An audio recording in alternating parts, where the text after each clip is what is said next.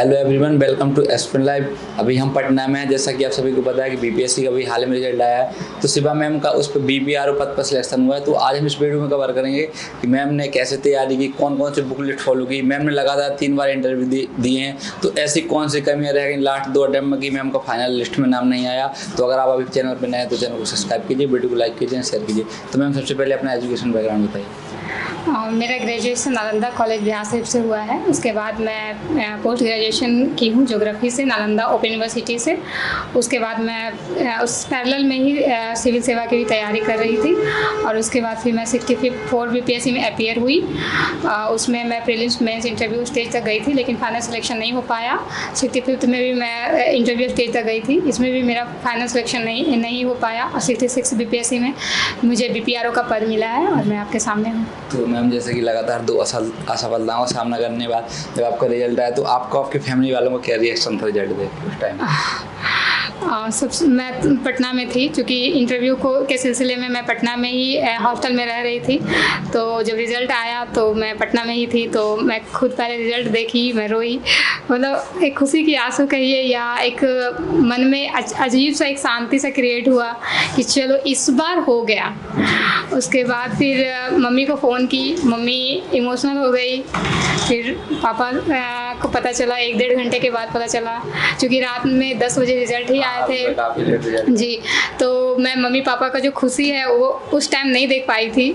तो next day सुबह ही मैं निकल पड़ी घर की ओर कि मुझे मम्मी पापा का एक्सप्रेशन देखना है, क्योंकि इस जर्नी में मम्मी पापा की तपस्या जो है, उनका मेहनत, उनका जो सपोर्ट है वो बहुत रहा है। उन लोगों के बिना कुछ नहीं हो सकता है। मेरे भैया जिन्होंने हर कदम पे मेरा सपोर्ट किया, चाहे तो इकोनॉमिकली हो, मोटिवेशनल हो, इमोशनल, सभी तरह से मेरी बहन, इन सभी लोग। जी मैम, बात करें मैम कि आपको आइडिया कहाँ से आया कि आप बीपीएससी की तैयारी करते, क्योंकि सिविल सेवा से देखा जाए तो बहुत अनसर्टेन एग्जाम है, सिलेक्शन का कुछ लोगों का अटेम्प्ट खत्म हो जाते हैं तब भी नहीं होता। तो आपने क्यों डिसाइड किया कि मुझे इस तैयारी में जाना है? डिसाइड करने के पीछे मेन कारण था, कहीं ना कहीं मेरे अंदर बचपन से एक इच्छा थी कि मैं ऑफिसर बनूं। लेकिन मुझे बीपीएससी और यूपीएससी का नाम नहीं पता था कि ये एग्ज़ाम क्वालिफाई करने के बाद होते हैं। लेकिन धीरे धीरे मेरे घर में कंडीशंस चेंज हुई, तो ये हुआ कि पहले जॉब का रिक्वायरमेंट है, कोई भी जॉब हो जाए। तो मैं ग्रेजुएशन तक, जब मैं इंटरमीडिएट कर गई, उसके बाद ग्रेजुएशन तक मैं एसएससी का तैयारी करती थी। एसएससी का तैयारी करने के दरमियान ही मैं जीके जीएस ये सभी चीज़ों को लेकर के मैं काफ़ी तैयारी करती थी। उसमें भी चूँकि सिलेबस होते हैं, उसी समय मैं बीपीएससी का जब मैं क्वेश्चन पेपर देखी तो मुझे लगा कि मैं बीपीएससी का भी कर सकती हूँ। क्योंकि उस समय मुझे एक शिक्षक हैं राजू कुमार, जो बिहार शरीफ के हैं, उनसे मैं मिली, जिन्होंने मुझे एनसीईआरटी बुक के बारे में, योजना मैगजीन, कुरुक्षेत्र मैगजीन, इन सभी चीज़ों के बारे में बताया, और एक तरह से बताया कि सिविल सर्विस क्या होता है। तब मुझे लगा कि शायद मेरी इच्छा और मेरा जो कहते हैं कि जीवन में जो बनना है वो यही क्षेत्र है। तो फिर मैं एसएससी का तैयारी करना छोड़ दी और बीपीएससी में लग गई, और मैं एनसीईआरटी से अपना शुरुआत की हूँ।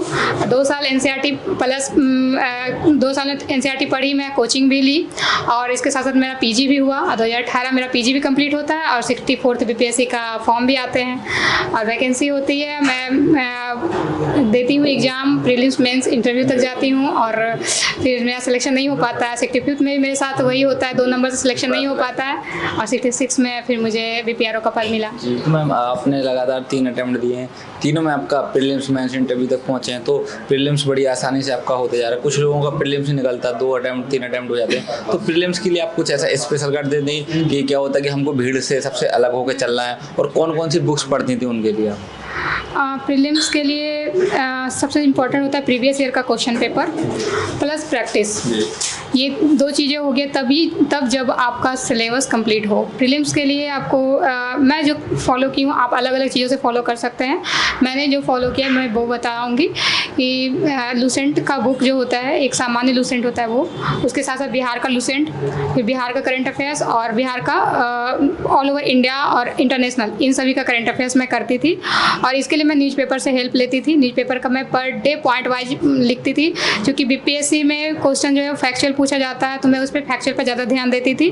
और इसके साथ साथ मैं कम किताबें रखती थी और ज़्यादा रिवीजन पर फोकस करती थी। इन चारों चीज़ों को ही मैं पूरी तरह से फोकस करती थी। अगर करंट अफेयर्स के लिए कोई भी मैगजीन लिया जा सकता है, मैं एक कोचिंग संस्थान का मैगजीन लेती थी और उससे ही पढ़ती थी। इसके अलावा मैं कोई और मैगजीन फॉलो नहीं की हूँ। हम बात करें मैम कोचिंग की, जैसे तो कोचिंग लेना ज़रूरी है आपके अकॉर्डिंग या सेल्फ स्टडी से कर सकते हैं?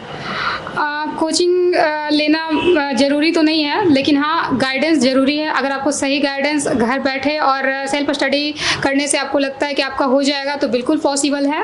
और अगर लगता है कि कुछ चीज़ें कमी हैं, वो आप खुद से नहीं कर पाएंगे, आप दूसरे टीचर्स के या मेंटर्स की ज़रूरत है, तो आपको लेना चाहिए। ये व्यक्ति टू व्यक्ति वेरी करते हैं कि किन्हें किस टाइप का माहौल, किस टाइप से वे रह सकते हैं, किस तरह से टाइप तैयारी कर सकते हैं, उस पर डिपेंड करता है। हम बात करें ट्रेंड की, तो आपने 3 अटैम्प्ट दिए लगातार, तो अब जब आप अटैम्प्ट देते जाते तो आपको कुछ जो बीपीएससी का ट्रेंड है कुछ चेंजेस लगेगी? इस बार प्रीलिम्स का पेपर ऐसा था, मेंस का ऐसा था, उसके बाद अगला दिया उसमें चेंज लगे, फिर 66 दिया, इसमें क्या? कुछ चेंजिंग तो हर साल होते ही हैं। टफ होता गया पेपर या फिर? हाँ, पेपर जो है वो मॉडरेट टू हार्ड रहा है, क्योंकि पहले जो करंट अफेयर्स का पोर्शन का अगर मैं एग्जांपल देना चाहूँगी तो पहले बहुत ही सेलेक्टेड क्वेश्चन जो होता था वो पूछा जाता था कि जो फेमस है वही, लेकिन अब जो है वो आपको उसमें डीप में जा कर के पूछा जा रहा है। 65th बीपीएससी में भी साइंस एंड टेक्नोलॉजी, जो कि उसका एक अलग सेक्टर होता है, फिर भी उसे करंट अफेयर्स में ऐड करके पूछा जा रहा है। तो अब है कि बहुत ज़्यादा डीप स्टडी करने की ज़रूरत है करंट अफेयर्स में भी, जो कि पहले ऐसा नहीं था। पहले क्वेश्चंस को गेस करके किया जा सकता था, अब क्वेश्चंस को गेस नहीं किया जा सकता। अब एक साल का पूरा करंट अफेयर्स को एक जो कि मेंस होता है, लिखने का होता है, तो उसमें आपको हर एक टॉपिक पे, हर एक मुद्दों पे 200-250 वर्ड का आंसर होना चाहिए। जी मैम, बात करें आपका ऑप्शनल और मीडियम क्या है? मेरा ऑप्शनल ज्योग्राफी रहा है और मीडियम हिंदी रहा है। हिंदी रहा है मैम। देखा जाए तो कहीं ना कहीं बात आती है यूपीएससी और बीपीएससी की, हिंदी मीडियम वालों को थोड़ा सा कठिनाइयाँ होती हैं, इंग्लिश मीडियम वालों का सिलेक्शन आसानी से हो जाता है। तो आपको ऐसा कहीं लगा आपकी तैयारी के बीच में? नहीं, मुझे कभी ऐसा नहीं लगा कि मेरा हिंदी मीडियम है तो मैं नहीं कर पाऊँगी।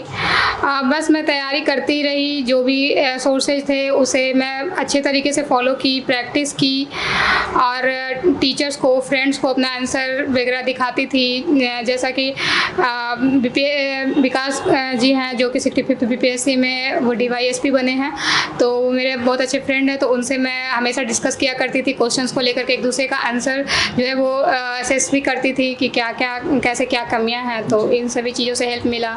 मेरी फ्रेंड पूजा है, उसके साथ भी ग्रुपिंग हुआ करता था, तो इन सभी चीज़ों से काफ़ी हेल्प मिला। हम बात करें ऑप्शनल की, आपकी ज्योग्राफी की, तो मैं देखा जाए तो जीएस वगैरह में काफ़ी ओवरलैप करता है, तो आपको प्रीलिम्स पेपर में और मेंस में कैसे हेल्प किया? अगर जो न्यू एस्पिरेंट है, जो अभी तैयारी में आना चाहते हैं, अगर वो चूज़ करना चाहते हैं ज्योग्राफी ऑप्शनल को, तो कैसा? ज्योग्राफी ऑप्शनल बहुत स्कोरिंग है, ये सब्जेक्ट अच्छा है, लेकिन मैं ये कहूँगी कि इसलिए आप नहीं चूज करें कि ये सब्जेक्ट स्कोरिंग है या लोग ज्योग्राफी से ज़्यादा क्वालिफाई कर रहे हैं। मुझे लगता है कि आपको जिस सब्जेक्ट को पढ़ने में ज़्यादा मन लग रहा है, जिसमें आप अपना 100% देना चाहते हैं, उसी सब्जेक्ट को ले, क्योंकि स्कोरिंग कोई भी सब्जेक्ट बन सकता है जब आप उसमें अच्छा कंटेंट लिखेंगे और अच्छे तरीके से प्रेजेंट करेंगे। तो ऐसा नहीं है कि सिर्फ ज्योग्राफी ही है, और भी सब्जेक्ट लिया जा सकता है। आपने शॉर्ट्स नोट बनाए मैम? हाँ, यस, मैं हेल्प होता है तीनों स्टेजेस के लिए, पीटी हो, मेंस हो, इंटरव्यू, इन तीनों स्टेजेस के लिए मैं शॉर्ट नोट्स बनाया करती थी, क्योंकि शॉर्ट नोट जो होते हैं वो एग्ज़ाम से पहले रिवीजन के लिए बहुत इंपॉर्टेंट होते हैं, क्योंकि बहुत लेंदी नोट्स होते हैं, ऑब्वियसली सबके बनते हैं, लेकिन वो एग्ज़ाम के समय याद नहीं हो पाते हैं और टेंशन काफ़ी बढ़ जाते हैं। इसलिए मैं हर एक चीज़ों का point by point short notes तैयार किया करती थी। मैम, बात कर रहे हैं लड़कियों को, खासतौर पर अपने समाज में देखा जाए तो शादी को लेकर काफ़ी सुनना पड़ता है, जो भी चीज़ है, तो आपने दोबारा सफल नहीं, तो जो रिलेटिव्स होते हैं, आस पड़ोस के लोग कहते हैं कि नहीं हो रहा तो छोड़ दो पढ़ाई, शादी कर दो, ये कर दो और कुछ की तैयारी करने लगो, तो ऐसा आपके साथ कभी हुआ? यस सर, 64th बीपीएससी के बाद, चूँकि 64th बीपीएससी का क्लियर करने में 3.5 साल से 4 साल लगे हैं, और इसके बीच कोविड भी था। इमोशनली लोग काफ़ी ज़्यादा अटैच थे, काफ़ी सारे लोगों को पता चल चुका था कि मैं बीपीएससी का तैयारी कर रही हूँ, रिजल्ट आने वाला। जब रिजल्ट नहीं आया तो मैं पूरी तरह से टूट गई थी। फिर भी घर वाले लोगों ने बहुत सपोर्ट किया कि फिर से करो, हो सकता है, हो जाएगा। और इसके साथ साथ शादी का जो प्रेशर है वो कंटिन्यूअस रहा, क्योंकि हमारे समाज में ये है कि ग्रेजुएशन तक, ये ग्रेजुएशन के बाद तो हो ही जाना है शादी, और ये मेरे पास भी प्रेशर था। और कहीं ना कहीं प्रोसेस ये जो है शादी का वो चलता ही रहता था, लेकिन मैं घर वालों को हमेशा समझाती रहती थी, उन्हें मोटिवेट करती थी कि नहीं, रुक जाइए, एक चांस मुझे दे दीजिए। 64th जब नहीं हुआ था तो मैं बहुत टूट गई थी। तो कहीं ना कहीं मैं उन लोगों के सामने मैं बिल्कुल निरुत्तर थी, क्योंकि उन लोगों ने मुझे चांस दिया था लेकिन मैं नहीं कर पाई। फिर भी एक खुद पे ट्रस्ट बनाई रखी कि हो जाएगा, खुद को मजबूत करती रही। 65th BPSC और 66 BPSC फिर मेरा हो गया। तो मैम अंत में जो हमारे जो व्यूअर्स हैं और जो अभी जो BPSC की तैयारी कर रहे हैं या करना चाहते हैं, जो 67 देने वाले हैं, तो क्या मैसेज रहेगा कि कैसे, अभी कुछ टाइम ही बचा है 67 के लिए, तो क्या पढ़ें, क्या ना पढ़ें, कैसे पढ़ें? 67th BPSC का प्रीलिम्स चूँकि होने वाला है और 1-1.5 महीने का समय है, तो ऑब्वियस है कि सिलेबस आप कवर कर चुके होंगे। एक बार जो बेसिक चीज़ें पढ़ना होता है वो पढ़ चुके होंगे। अब आपका रनिंग मोड होगा, उसमें आप जो भी चीज़ें पढ़ चुके हैं उसको बार बार रिवाइज करें।